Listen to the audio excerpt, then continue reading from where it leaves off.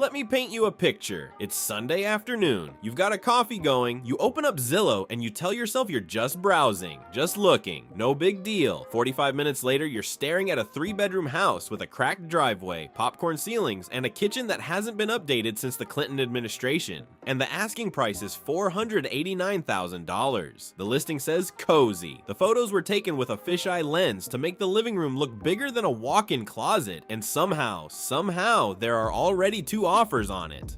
Welcome to the American housing market in 2026. My name is Ben, and today I want to do something simple. I want to show you the real math behind buying a $500,000 home. Not the bank's math, not the realtor's math, but the math that actually determines whether your life gets better or worse after you sign those papers. Because here's the thing nobody says out loud: getting approved for a mortgage and being able to afford a mortgage are 2 completely different things. And confusing the 2 is how millions of people end up house poor, stressed, and wondering where their entire paycheck disappeared to every single month. Let's start at the beginning, the down payment problem. But before you even make a single mortgage payment, you need cash, real cash, sitting in your account ready to hand over. The standard advice is 20% down. On a $500,000 house, that's $100,000. Not $100,000 in home equity someday. Not $100,000 in theoretical net worth. $100,000 actual dollars that you need before you can even sit at the closing table.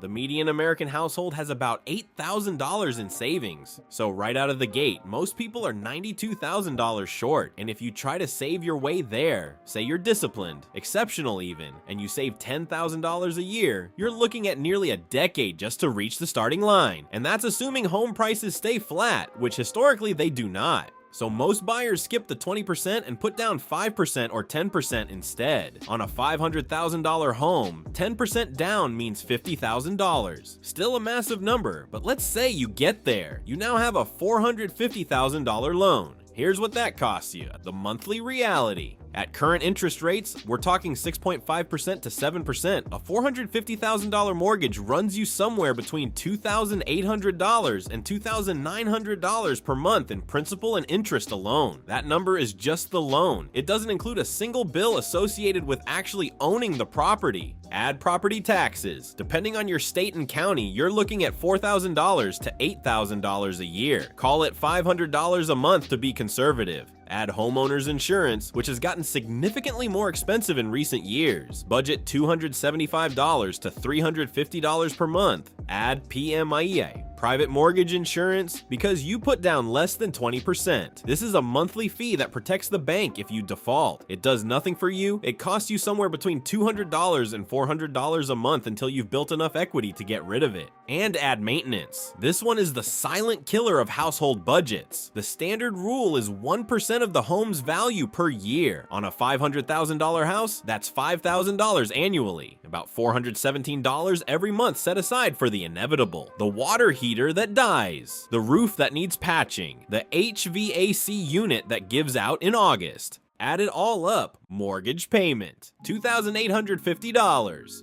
Property taxes, $500. Insurance, $300. PMI, $300. Maintenance reserve, $417. Total, $4,367 per month. That's the real number, not the number the mortgage broker quotes you, not the number in the listing description. That is what it costs to own a $500,000 home every single month before you've bought a single bag of groceries. What income do you actually need? Financial planners use the 28% rule, the idea that your housing costs shouldn't exceed 28% of your gross monthly income. Banks will approve you at up to 43% debt to income, but let's use the responsible thresholds. If $4,367 is 28% of your income, you need to be earning roughly $187,000 per year. Even if you're willing to push it to 35%, which is already stretching it, you need around $150,000 annually. The median household income in the United States is approximately $84,000. That means the median American household would be spending over 60% of their gross income on housing alone, before taxes, before car payments, before food, before anything.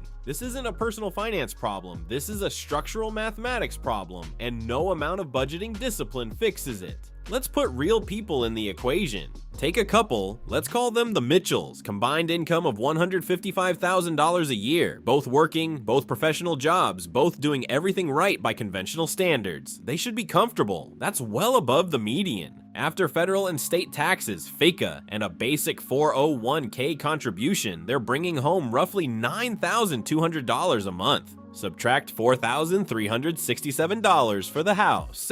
They have $4,833 left for everything. 2 car payments, $750. Car insurance, $220. Gas, $280. Student loans, $550. Health insurance premiums their employers don't fully cover, $380. Groceries, $750. Utilities, electricity, gas, water, internet, phones, $420. That's $3,350 in necessary expenses, not counting the mortgage. They have $1,483 remaining every month for clothing, medical copays, kids' activities, car maintenance, home repairs, beyond the maintenance reserve, any kind of entertainment, and savings. They're spending 47% of their take-home pay on housing, and these are people earning $155,000 a year. These are not people who made bad decisions. These are people who did everything they were supposed to do, and they are still financially squeezed to the point where one bad month, a layoff, a medical bill, a transmission going out, could cascade into serious trouble. Now imagine this at $120,000 household income, at $95,000, at the actual median. The math doesn't get tight, it becomes impossible. Why does the system keep moving? If this is so broken, why are people still buying? Because several groups benefit from you buying, regardless of whether it's good for you. The lender makes 30 years of interest payments. The real estate agent makes a commission based on sale price. The seller gets their money and moves on. Every single party at the closing table profits from the transaction happening. Not one of them profits from you walking away because the numbers don't work. So the system keeps moving. Banks approve loans at the edge of what's technically permissible. Agents frame stretch budgets as normal. Buyers convince themselves it'll get easier once they settle in. And some of them are right, and a lot of them aren't. What you should actually do. Here's the honest answer, and I'm not going to wrap it in false optimism. If your household income is below $140,000 and you're looking at a $500,000 home, the math does not support that purchase right now. Getting approved is not the same as being able to afford it. One is the bank's calculation, the other is yours. That doesn't mean home ownership is off the table forever. It means this specific price point at this specific moment in your financial life is not the right move. Maybe the right move is building savings aggressively while renting, so when the right house at the right price comes along, you have real leverage. Maybe it's looking at markets where $300,000 actually buys a livable home. Maybe it's waiting. Waiting is not losing. Waiting is strategy. What isn't strategy is signing a 30-year commitment because a bank told you that you qualified and a realtor told you it was a great time to buy. Those people don't lie awake at night worrying about your mortgage. You do. Run your own numbers. All of them, not just the mortgage payment, everything. And if the result leaves you with no margin, no savings, no room to absorb a single financial hit without panic, then you have your answer. The house will still be there. A smarter version of this deal might exist in a year or two. Your financial stability, once you've signed it away, is a lot harder to get back. That's the math. It doesn't care what you want to hear. Neither do I.